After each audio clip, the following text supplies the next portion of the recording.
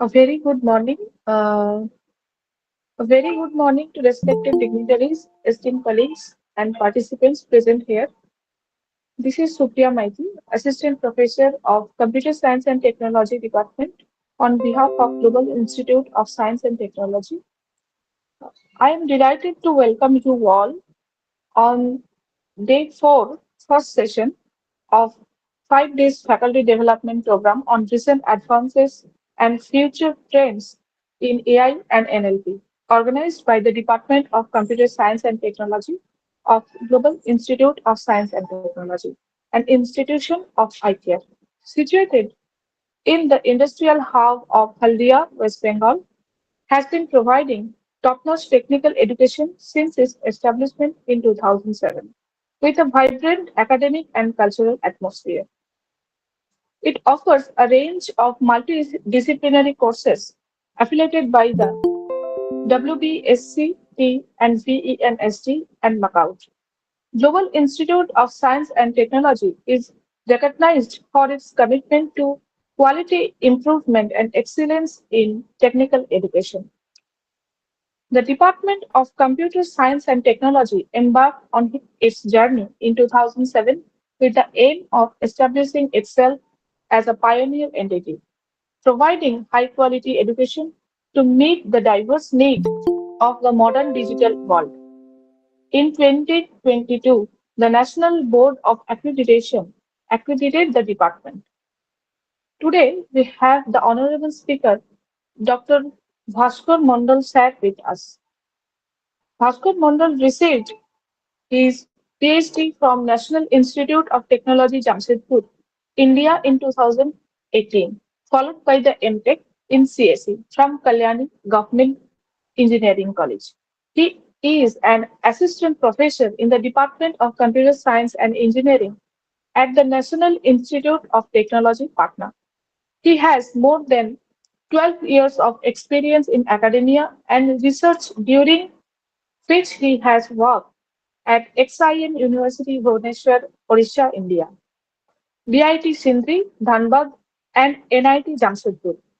He has published more than 50 papers in quality journals and international conferences. He has supervised two PhD scholars and currently supervising six PhD scholars. He has delivered many expert talks on cybersecurity, machine learning, and NLP. He is a senior member of IEEE and ACM, a life of member of the Computer Society of India and Cryptology Research Society of India. He has served several international conferences as session chair, advisory committee member of technical committee member. His research interests including lightweight cryptography and machine learning and quantum computing. Now, I would like to request Dr. Bhaskar Manju sir to deliver a profound talk on email phishing detection using natural language processing and machine learning. Over to you, sir. Thank you. Thank you for introducing me. Let me Thank you, sir. share the slide.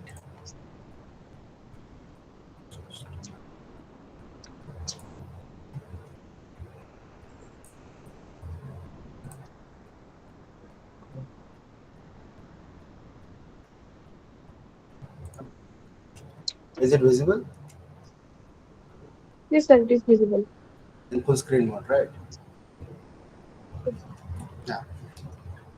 So today I will discuss on phishing email detections with NLP and machine learning. So this talk I have designed with very fundamental things of NLP, machine learning, and what is phishing and how we can detect phishing using NLP and machine learning. So next more than 1 hour, I'm going to discuss on this. And at the beginning itself, I like to request you that you can stop me at any place, and if you have any question, you can ask me. Okay, and try to be interactive because online talks are nowadays is quite silent, one-way conversation. It remains. So let's start. So what is phishing? Phishing is a security exploit in which the perpetrator, that is the attacker, impersonates a legitimate business or reputable person in order to acquire private and sensitive information such as credit card numbers, personal identification numbers, and passwords. Basically, different kind of credentials. So how phishing happens? So fundamentally, there are two things together helps the attacker to uh, design a phishing attack or do launch a phishing attack successfully. The first thing is the technical deception. Obviously, the technical knowledge and some kind of technical expertise from the attacker side they have, and on the other hand the users who are using the here I'm mainly speaking about email phishing, so email id and email boxes. So users are quite negligent about security, and they used to click on any link received in the email or any attachment people without getting more in depth at what about what this attachment is. But people are supposed to click on them and open. On the other hand, social engineering tactics. What are social engineering tactics? Mostly it is the email subjects or the content of email will uh, show you some kind of fear of missing something, like fear of missing some offer, fear of receiving some gift from somebody, and this kind of things are some kind. Sometimes you will find in financial frauds that people fear that their email, sorry, their credit card or ATM card or account online access will be deactivated, so they give easily their credential to the attacker, right? So mainly it is based on the human fear and how human being behaves online based on that. So that kind of social engineering they use. So different communication medium on which phishing may happen, like email, websites, messengers, different kind of messengers are there. Like Facebook is also having messenger. There are different other kind of message like Telegram or WhatsApp and all. Then social network. In the social network, you can see many posters there, and these posts are having URLs. People are blindly click on this URL without checking that what are the reliability of the URL. Then voice over internet IP, then mobile apps and different blogs can be used as a communication medium for phishing. Then what kind target devices? So target devices are mainly personal computer, smart devices. Sometimes it can be Wi-Fi. Wi-Fi itself can be hacked through hacking. Basically, in case of Wi-Fi, start with the phishing. Okay, then the smartphone and all. So if you see a little background of phishing, you will find that 90% of the cyber attackers being begin with attacks begins with phishing. That means there is thousand kind of cyber attacks, ransomware, virus, hacking, too many things, malware, adware, but they start with phishing usually. Okay, then high return on investment for the criminals. So for the cyber criminal, in case of phishing, email phishing attack, they just need to write an email, and if the victim falls in that trap, then they can get all the credential of the victim, and they can make a huge amount of profit, financial profit even. Okay, so use compromised legitimate email accounts or phone numbers to conduct their attack. So what happens that sometimes you will find that there was a company, and that company is somehow say, closed today, and somebody is unaware about that company is closed. Or say that some person I know, and that person's email ID and password is being leaked, and that person does not know, and I also don't know. And from that email ID, I'm getting a mm, email that you do this thing or you transfer this much amount of money. I am in need of money. So this kind of things happens. Okay, and then even kind of known phone number, you are getting some call from the phone number, and like it mostly happens uh, Mm. When if you have a phone number and for a long time you are not recharging, and later what happens? This phone number is deactivated for you and it is sold to somebody else. And that person, if that person is a criminal minded, and he came to know that you was the previous owner, so that person may contact in your network. They can do phishing attack over voice in your network people. Okay, so that is also another way of doing phishing very easily. Okay, what kind of data the criminals want to know about the victim? Mainly the credit card detail or debit card detail, account number and pins, passport, social security number, then username and password, birthday and anniversaries. Based on birthdays and anniversaries, you will find that different banks also they send legitimate email wishing you a happy birthday. But at the same time, if some phishing email comes that with some bank name, so that is a fake email ID definitely. Okay, fake email ID, but they have kept the same similar name like a bank, and sending you the email that you click on this link and you will get your birthday gift or some gift voucher or something.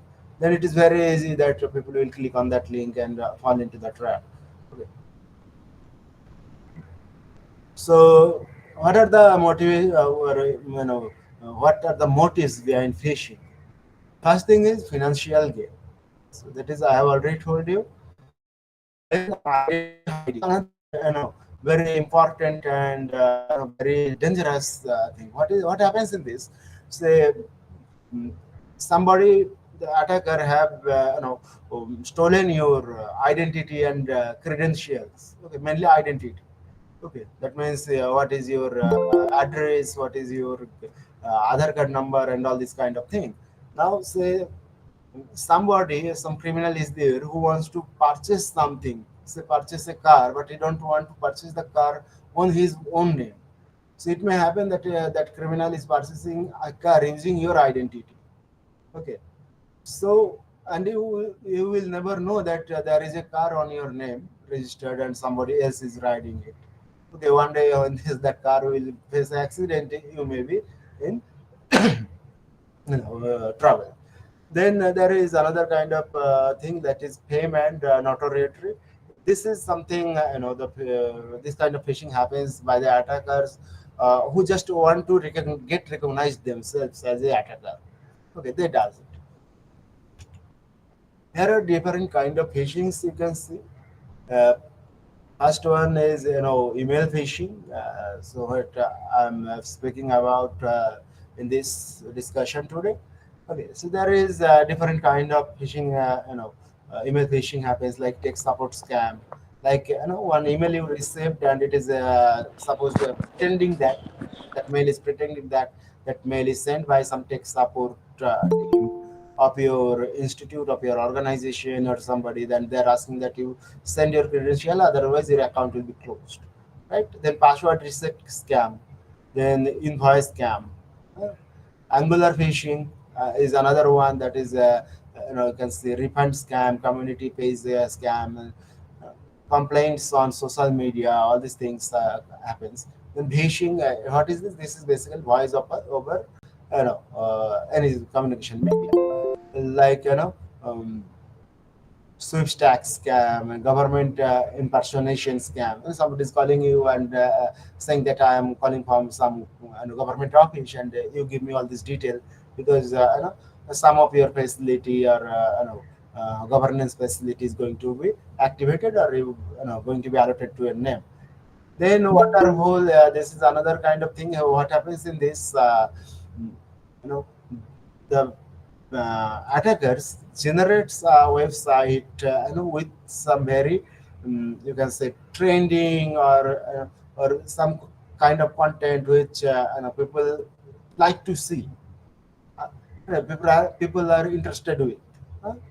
So that is called watering hole. So people came to know that there is a website, and people being a student, somebody came to know that from that website free books are downloadable. So usually people goes there and download free PDFs and all happens. So on this website it may happen that there are some PDFs which are infectious. Okay, if you download that PDF, with the PDF parallelly, some virus are going to be downloaded on your system.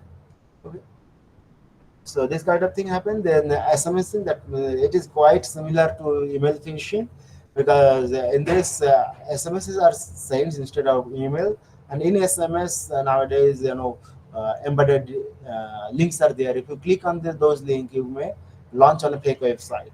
Okay, then whaling, there's another way that is kind of big you know, big amount of fraud happens there, and then huge amount of fraud, and they used to use they used to target that, like people like who are CEO, who are big vendor, okay, internal employee scam, so like that.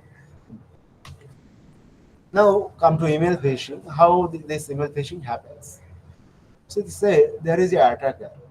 this attacker initially does two things. He design an email. That email will be sent to the victim. At the same time, he clone our original website. Okay, that identical clone he creates, but this new website what he create is not the original. The whole control of the website is with the attacker. Okay, so when this phishing email goes to the victim with the name of the original website like Facebook or something, uh, the victim may think that this is the real email sent by the Facebook and asking to change the password and username. Okay, maybe. So in that case, if the victim clicks on the link, the victim goes to the fake website, and over there, it is there is a similar, identical interface for changing username and password. And when the for changing the username and password, when the victim enters his username or password, that is going to be stored in a database, which database belongs to the attacker. Okay, so that later the attacker can collect all the credential of the victim from this database. Okay, so this is one way of email phishing. Here is one of the example how these emails are looking like. This is a way of tech support, like a tech support team sending you a email. You can see here the email subject is written like important. Your password will expire in 1 day. So the victim will think that okay, my password will be expired in 1 day, so I will reset my password immediately. So see what it is writing. This email is meant to inform you that your my university network password will expire in 24 hours. Please follow this link below to update your password. So when that victim will click on this link, it will go to a fake website and try to change the password, and all the old password, username, and everything whatever that user will enter will be stored into the victim's sorry, attacker's server or database. Okay, so the anatomy is something like this. The first is identify the target. So the attacker identifies some people or some person who will be the targeted victim. Then construct a phishing site. So the fake website they will develop. Then they deliver an email using the link of the embedding the link of the fake website. Okay, and that goes to the victim, and victim takes action, and the recipient is the victim here. So they open the phishing site and input some personal data. When it happens, the attacker gets those personal data and gets the victim's information, and they can sell it. They can use that data to their personal financial gain, or they can sell it to other criminals. Okay, anyway, they will generate money, or they will get money by selling or using this credential of the users. Okay, now here how we can detect phishing. There is different approaches of phishing detection, like user awareness, software detection. Okay, that means our the trend. Just a minute. Hello. Okay, so in the first case, you can educate the users so that you should not click on link, you should not download the attachment and all these kind of things. On the other hand, this is very hard to train the users. According a survey by a very good company, I'm forgetting the name, that uh, 1 out of 5 company or organization train their users about uh, phishing. Okay, so that they should not be a victim of phishing. Okay. Uh, on the other hand, there is software-based detection, which is, if implemented properly, can be helpful very easily. The software-based detection techniques includes the machine learning-based techniques, visual similarity, content analysis, heuristics, blacklist and whitelist technique, and hybrid approaches. Here, one of the very common property or common thing happens in the phishing emails is embedded with a link. When one link or URL is there, this URL is fundamentally having and different part. From where you can understand that what this URL is actually. If you click on that, what is going to happen, right? So here you can see one URL. Uh, first part is protocol. Then you can see the subdomain and a domain name, port number, which port it is going to be used on your computer. If there is a question mark, that indicates that there is a query followed by the question marks. The query parameter is here. You can see. Okay. Then there is some fragment. Yeah, so these are the different part which we can use as a features, as features for machine learning models. Okay, in the same way, there are not only these many features based on URL, there are very well defined around 30 features which can be extracted from a URL.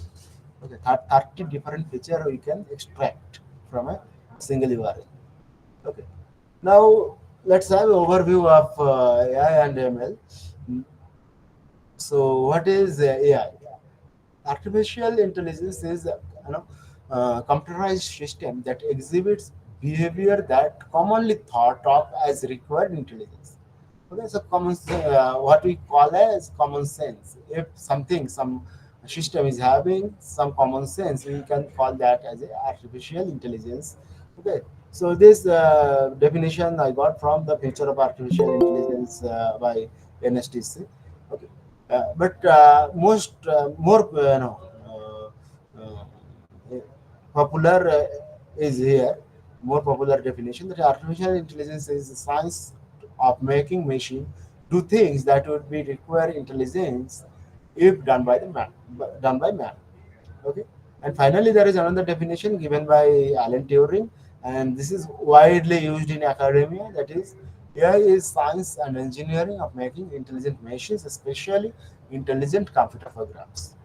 Okay, so this is what is AI. Now AI technique, that means how many ways we can make a system intelligent. There are few ways or few different kind of techniques using what we can build a machine which can behave like intelligent one. First one is heuristic. Heuristic is fundamentally works based on different kind of optimization algorithms. Then machine learning. Then we have artificial intelligence. Artificial neural networks. Nowadays, it came as deep learning. Then decision modeling and knowledge representation and natural language processing. These are the different way using what you can make a system intelligent. So here, if you see the overview, why I'm showing this one, you may feel that why the basic of AI is I'm speaking. Reason is that I have told you that we are going to detect phishing email based on machine learning and natural language processing. So both of them are basically part of artificial intelligence and where they belong actually. So if you see the wide range of artificial intelligence, so you can see a different kind of thing: voice recognition, computer vision, robotics, and too many things. One of them are natural language processing. Okay. So this is one of the component of, yeah. Then one of the major component of AI is machine learning. You can see here. There is different kind of machine learning, mainly three kind of machine learning we say. There's supervised learning, unsupervised learning, and reinforcement learning. Then methods, ability to reason, that is it goes with regression, decision tree, and all these things comes under machine learning yet again. Then the technologies and physical enablement, that means how physically these theories will work. It can be used through platform, user experience, APIs, sensors, and etc. Okay. So we understand a fundamental thing that both the thing, natural language processing and ML are part of artificial intelligence. So I have already told you what is supervised learning, what is unsupervised learning, and reinforcement learning. So here a detailing about them. So in case of supervised learning, the goals are usually predict the outcome for new data. On the other hand, in the case of unsupervised learning, the goal is usually get insight from the large volume of new data. Okay. Application of supervised learning like forecasting and prediction or detection something, detect something. On the other hand, unsupervised learning can be used for anomaly detection, um, recommendation engines, customer personas, and medical imaging. All this kind of thing can be, application of supervised learning. Complexity, if you see, then supervised learning are having comparatively simple method and low complexity than the unsupervised learning techniques. Okay, they both are having drawbacks. So you can see all these things. Okay. Now, how to choose a machine learning technique? So this is usually a dilemma we get that what kind of algorithm will be used for what kind of problem.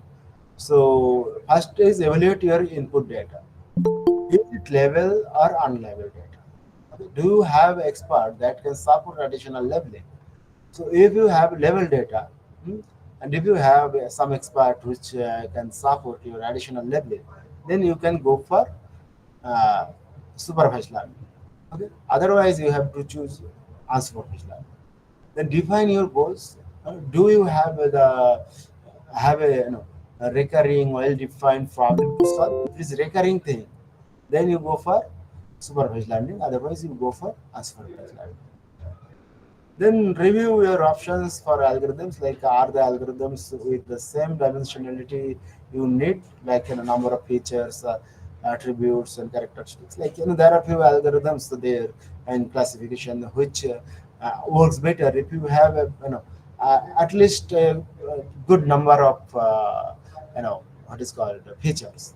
Okay, can they support your data volume and structure? So like if you have huge amount of data, that means with numbers of features, more than 100 or a few hundred of features, and say these features values are given in continuous values, and you are going to choose a decision tree for classification, then it is quite hard to classify those data.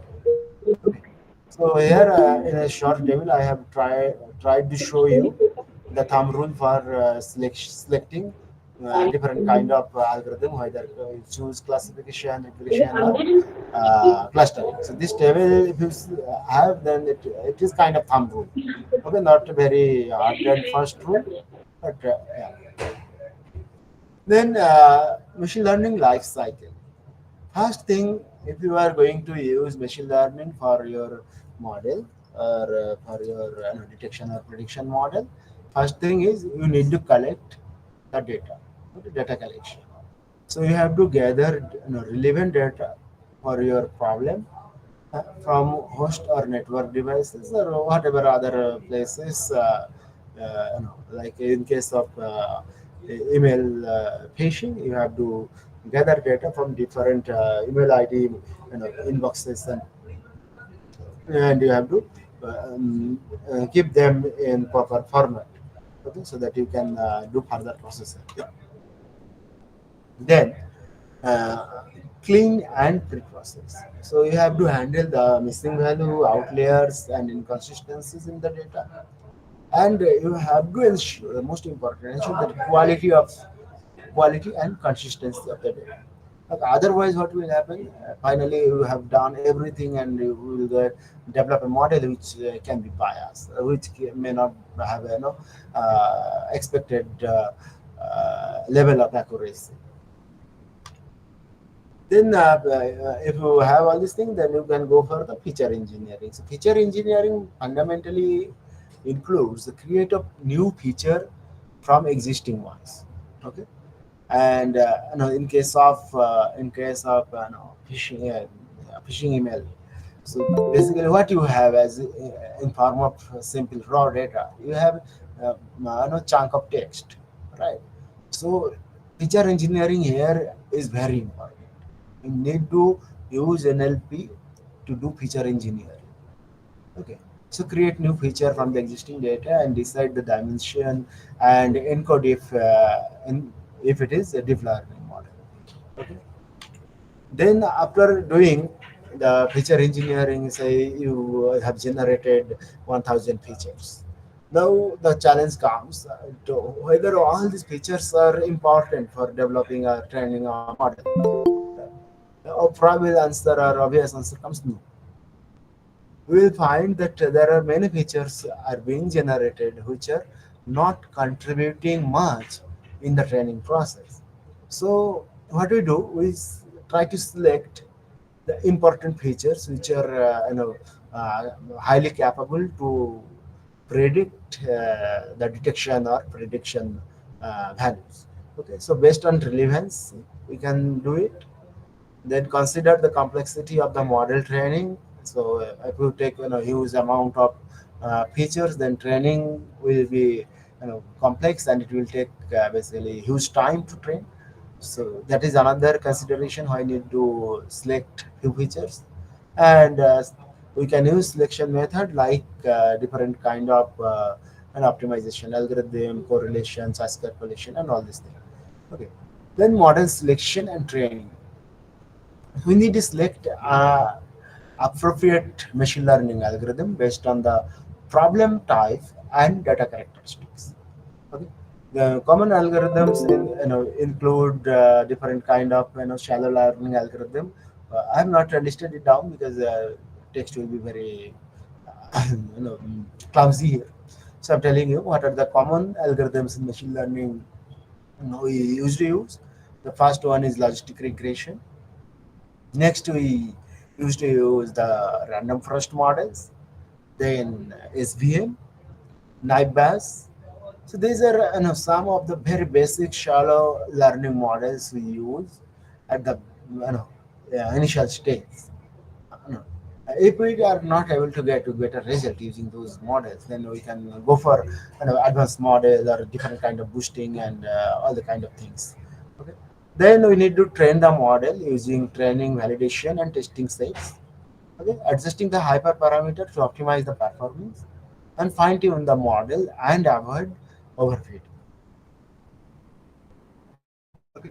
Finally, we need to evaluate our model. We use unseen test set for testing the model, and we usually calculate matrices like you know accuracy, precision, recall, all these things, and then we try to generate confusion matrix and see different value to true positive, true negative, false positive, all these things, right?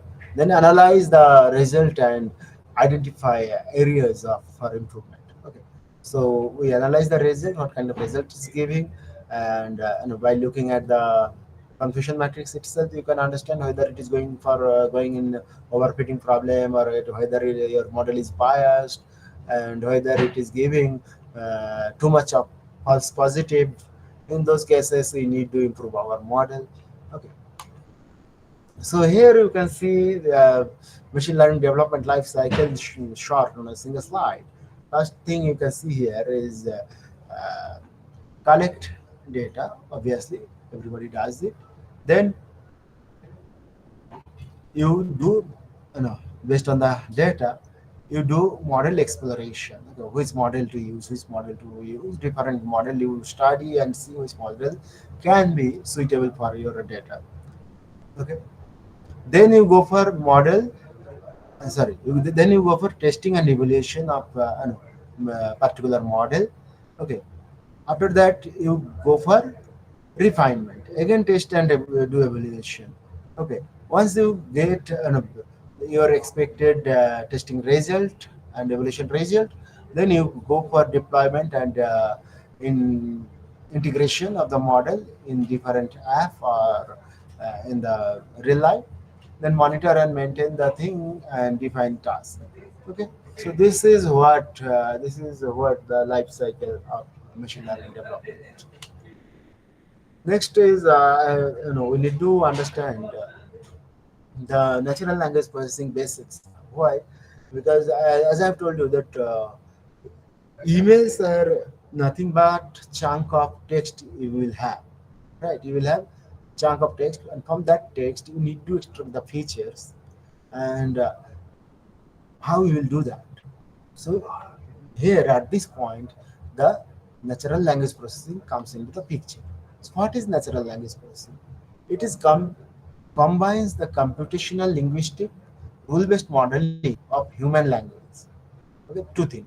So what is computational linguistic, and next is rule-based modeling of human language with statistical and machine learning models to enable computer and digital devices to recognize, understand, and generate text and space. Okay.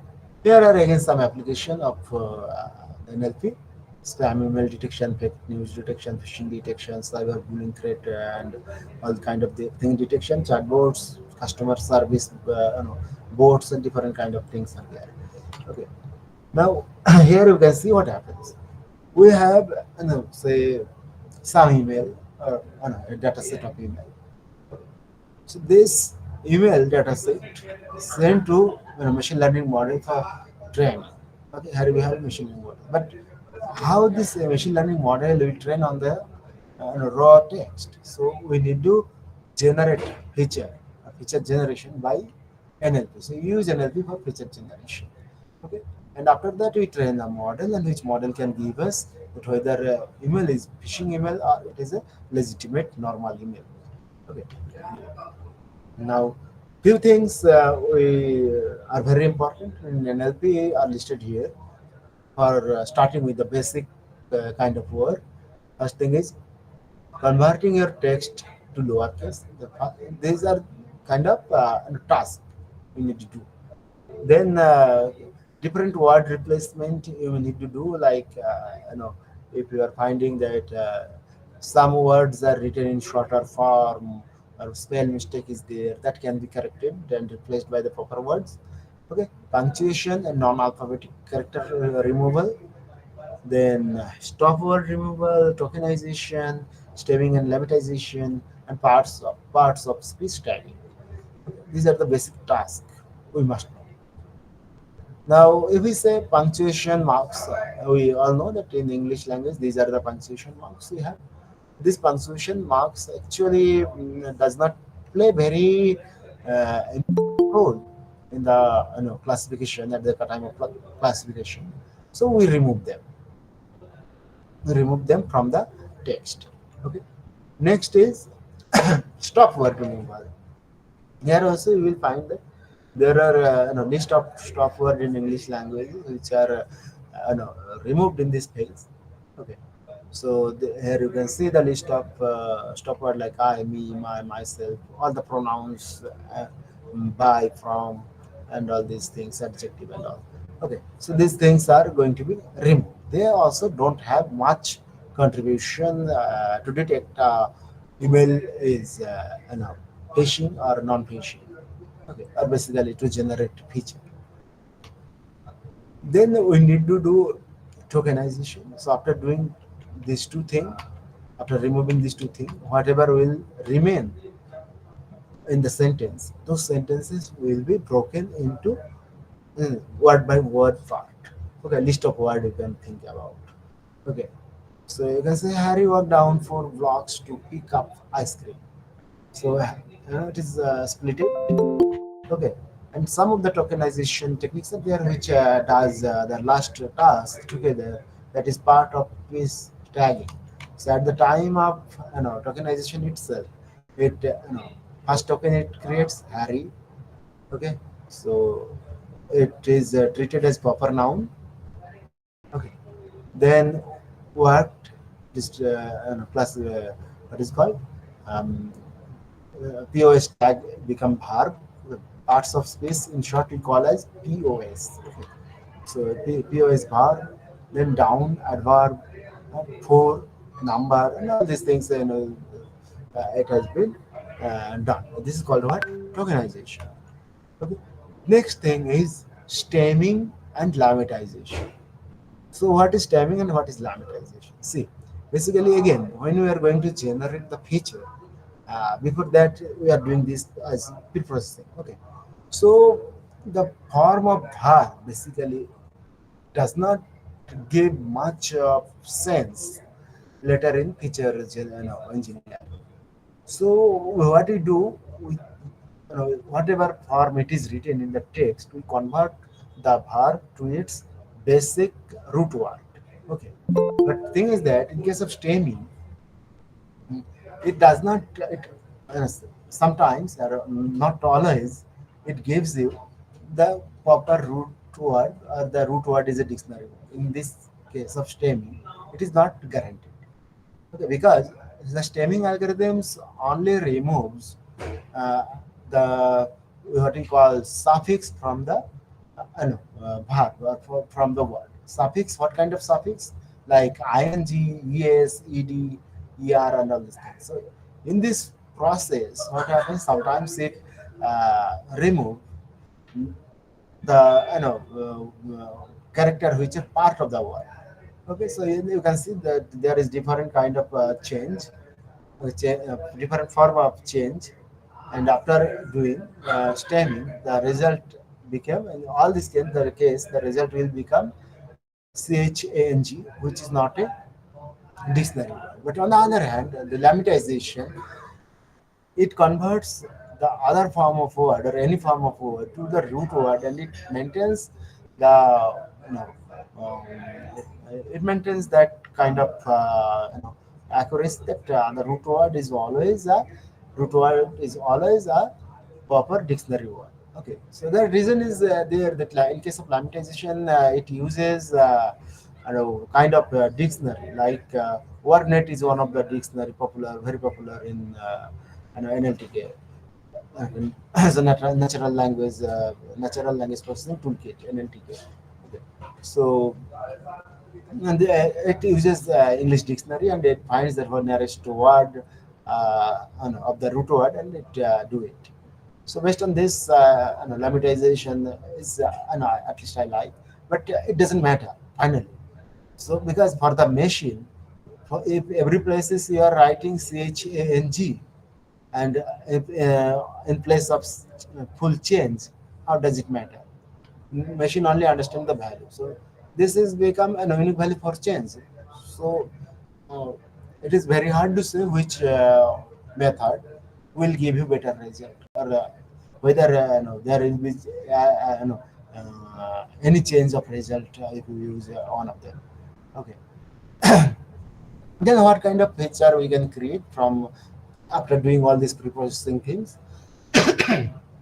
We can create a feature that is mm, text message length. That means say there is phishing email, so we can measure the length of the message, and we can that can be a feature. Then percent of punctuation in the body, so we can find out how much percent of punctuations are there. Then we can find out how many verbs are there in the text. Okay. The same way there is uh, mm, we can just mm, find out that what is the ratio between the number of verbs and total number of words. Okay, so these kind of things we can do. Then whether there is a URL embedded in the text or not. Okay, so all these things are there. Then after doing that also, what happens that we have basically these tokens basically in this form. After lemmatized token, you can say. So how we can use them?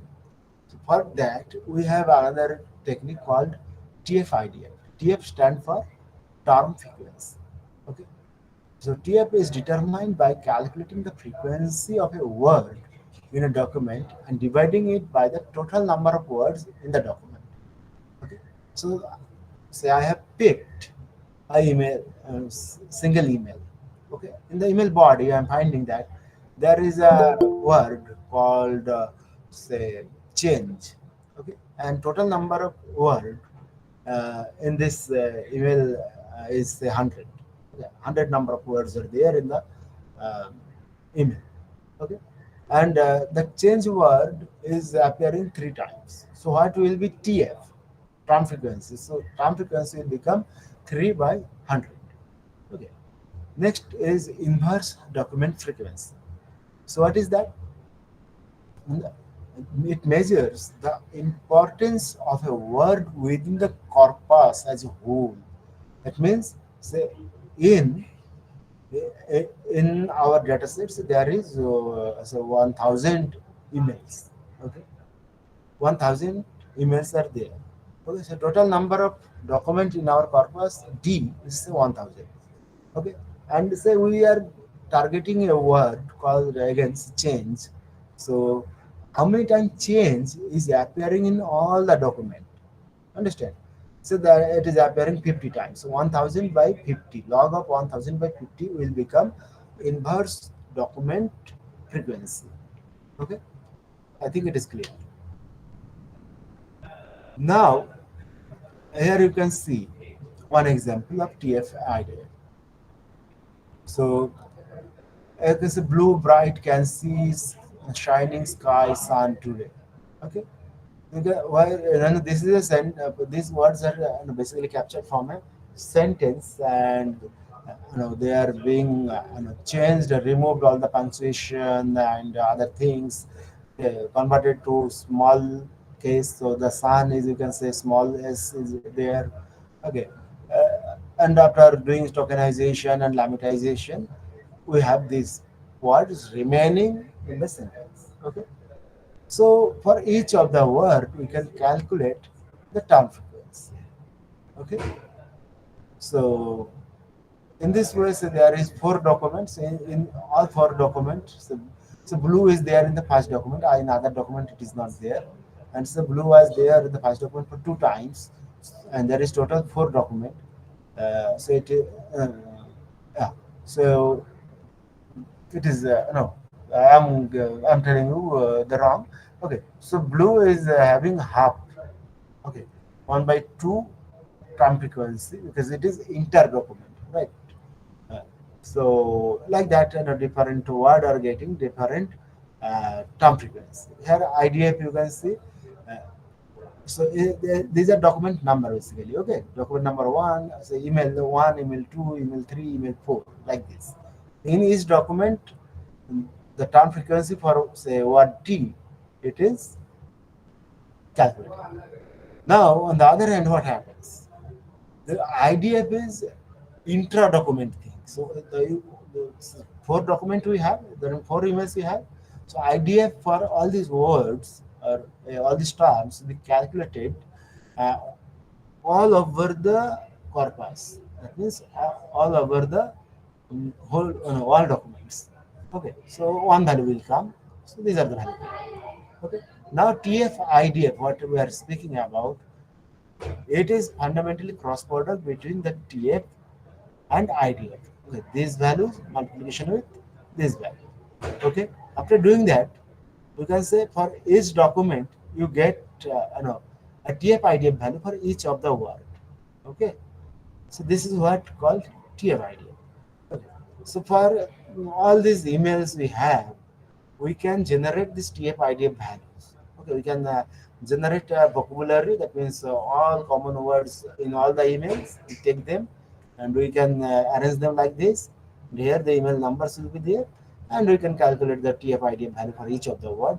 Now you can see we have a huge number of numeric values which will be treated as a, or which can be treated as feature of the email data set. Okay, this is what we do. Okay. Next is phishing detection models. Here I will show you some of the phishing detection model. So source. Okay, so I know at the beginning my LaTeX was giving me some problems, so it became question marks. But when I will share with you, this will be solved. Okay, source you will be able to see here. Okay. By the way, mm, so what we are having here, phishing data set. Okay. The data set is going to be split into two parts: testing data set and training data set. The training data set is going to be used for training the algorithm or model, right? Training the algorithm. We do evaluation. For evaluation, we use the test data set, testing data set. Okay. And if we find that the until we get the expected accuracy, and um, expected accuracy and other parameter of the algorithm, we get multiple iteration by doing the doing the parameter tuning. Okay, and finally we'll get the trained model. Okay. Once we have the trained model, we can give a production data, and that means new data, and that can be classified by the model as legitimate or phishing. Okay, so here another algorithm. Okay, again the source is not visible here, but okay, I will give you the source. Let me see in the references. It is there. Yeah. So this paper basically attributed transaction on big data. It is LSTM based phishing detection for big email data. Okay. So see what is done in this work. If you see for this phishing detection model, they collected normal working mail and phishing mailboxes, phishing mails basically. So work normal mail and phishing mail they have collected no, by themselves instead of using any open phishing data set. Okay. So automatic leveling, if you collect the data set by yourself, the first challenge comes that how to level the data, right? So they have used KNN and K-means algorithm to make cluster of phishing emails and normal emails, and then label them. Okay. After that, there was a picture extraction part from those labeled emails. Okay, first kind of pictures they have extracted, that these are from the header of the email. Okay, so in the header of email, if you check, you will find the real source IPs from uh, exactly from where this email was originated, and real senders. Okay, and from which email ID this mailbox was this email was generated. Okay, these two things you will find. Then there is a content feature of the email, like title of the email, attachment's name, attachment suffix of the email. Then attachment suffix includes the type of file, the exe file, whether it is doc file and other thing. Okay, that you know, uh, file type also. Okay, whether the email contains the URL or not. Okay, whether if it is there, it is having a URL, then whether the URL is short URL or long URL. Because in most of the cases, the attackers uses the shorter form of URLs. Okay, then determine whether the URL is shortened by URL shortener or not. Okay, this is it. Then once all these things are being done, okay, so you can see the raw data is having three parts of email: email header, email body, and email attachment. Okay, then they have done feature extraction.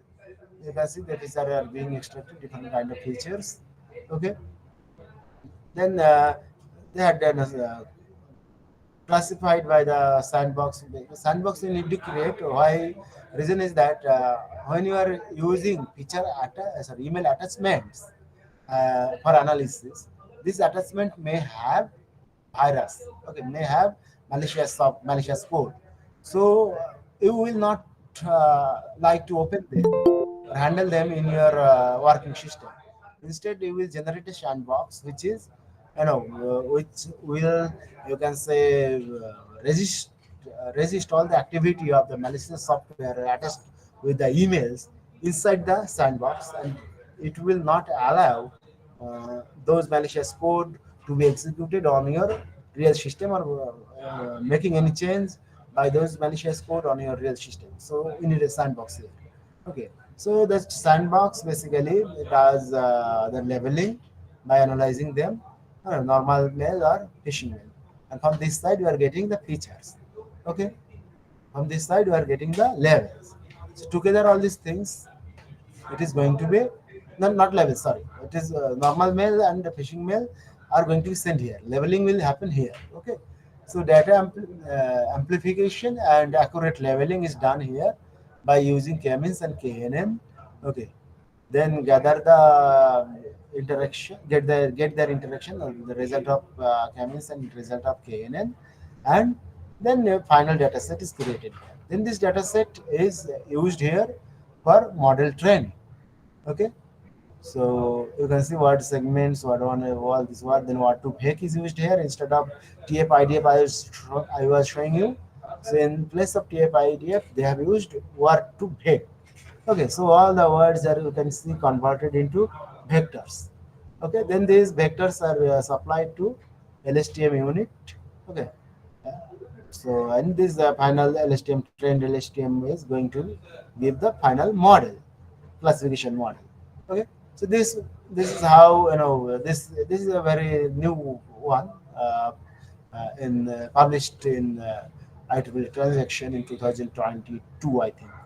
Okay, so what other things are there with this LSTM model, or I don't know what they're feeding basically.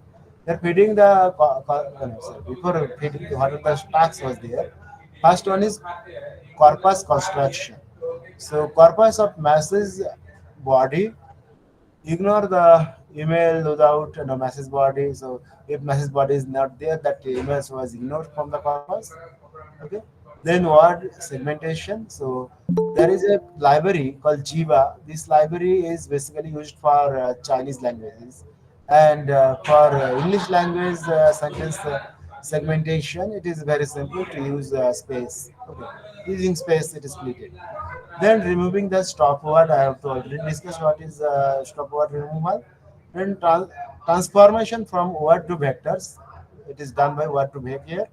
Okay, then length normalization, because LSTM is used here. So LSTM needs that all data instances should have equal length. So how they have done this length normalization? They have calculated average length of the all the emails. Okay, then if some email ID is having length greater than the average length, then they have truncated no, the tailing part and make it equal to the average length. And if some email is having length less than the average length, in that case they have padded with 0 to make that email uh, length equal to the average length. Okay, so if the result reported in that paper, if you see here, the red one is our model written here. That means this is the LSTM model. Okay, this red one.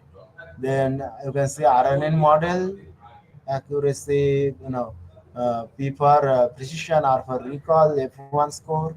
Okay, so you can see here accuracy is very less in case of RNN, but less means what? It is 85%, right? Then if you see GRU, GRU is giving, this yellow line. It is around 94%. Then bias LSTM, it is again giving accuracy more than 92%, and CNN here, this line it is around 95%. But LSTM is giving the maximum amount of accuracy. Okay. Here they have compared the result with shallow machine learning algorithms like SBM, random forest, XGBoost, and light GVM. You can see here the SBM is the worst one, around 75% accuracy, and other are you can see. Okay, here are some data sets where you can find, if you want to work on phishing detection, these are some open data sets available online.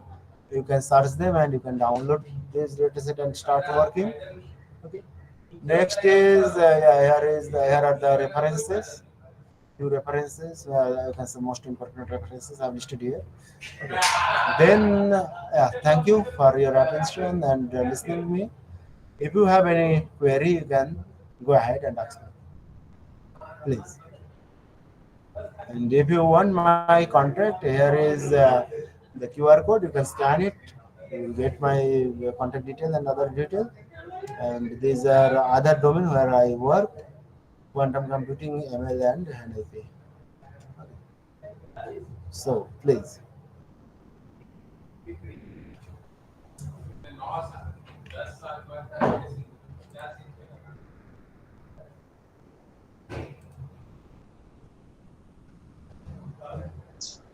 Thank you so much, sir.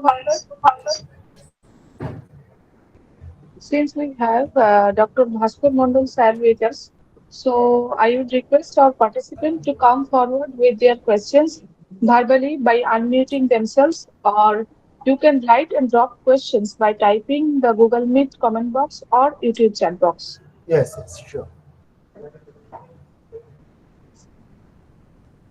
Participant come forward with their questions um, verbally by unmuting themselves, or you can drop your questions by typing in the Google Meet comment box or YouTube chat box.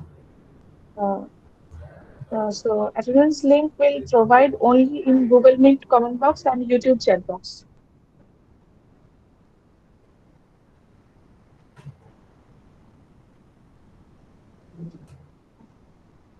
Participants, if you have any questions, you please come forward.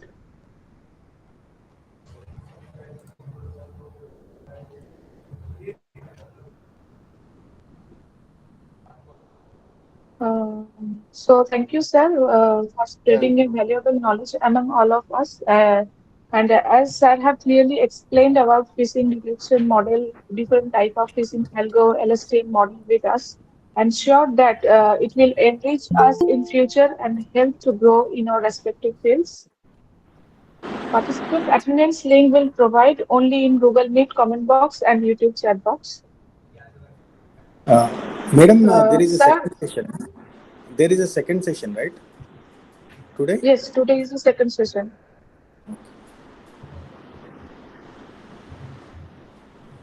Sir, a certificate for you as a short token of appreciation from our side on behalf of Global Institute of Science and Technology for spending your valuable time with us today. Thank you. Thank you. So I can leave, right? Uh, Sir, please Sir, share. we just share your certificate in the screen. Yes. Thank you for the certificate. Yeah. Thank you, sir. This is the end of this session. The gentle reminder for our next session, we have the eminent speaker, Dr. Shantanu Modak sir from Bengal College of Engineering and Technology, Durgapur. The session will start at 2:30 p.m. Today.